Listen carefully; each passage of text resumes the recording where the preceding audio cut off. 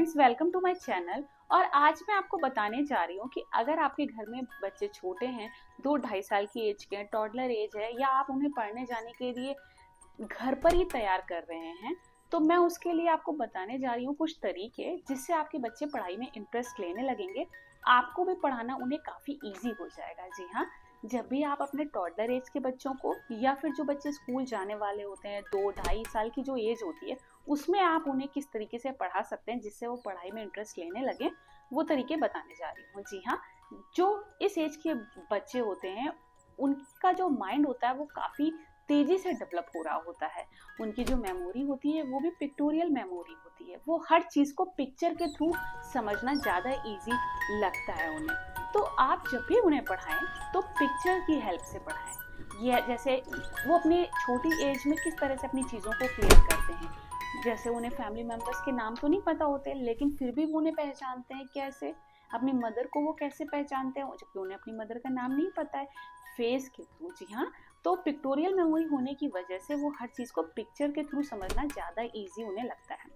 जैसे आप उन्हें इंग्लिश अल्फ़ाबेट पढ़ा रहे हैं, तो ए बी सी अगर आप इस तरीके से उन्हें पढ़ाएंगे तो उन्हें समझने में थोड़ी मुश्किल आ सकती है, या हो सकता है वो पढ़ने से पहले ही भाग जाएं।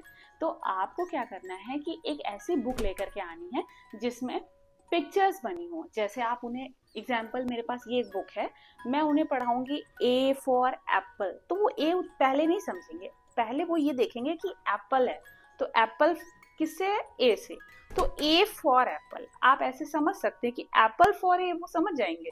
यानी कि पहले वो एप्पल को समझेंगे, फिर वो ए को समझेंगे। जैसे आप उन्हें बताएं ए फॉर एरोप्लेन, तो एरोप्लेन की स्पेलिंग उन्हें नहीं पता होगी, एरोप्लेन नहीं समझ पाएंगे। तो आप अगर वो एरोप्लेन देखेंगे तो उससे वो समझ पाएंगे कि एरोप्लेन किससे होता है? ए से होता है। ठीक है। दूसरा ये है कि आप इसी तरह हिंदी में भी जब भी आप उनको पढ़ाएं तो अ से अनार, तो अनार भी वो जब पहले अनार देखेंगे तभी वो समझ पाएंगे कि अ से अनार होता है।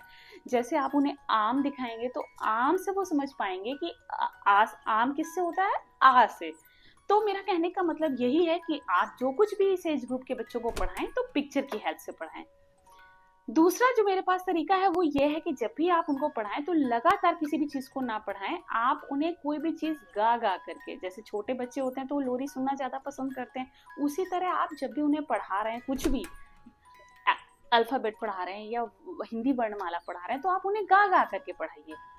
जैसे A B C D E F G H I J K L M N O P Q R S T U V W X Y and Z. इस तरीके से now I know my ABC, you next time you want sing with me।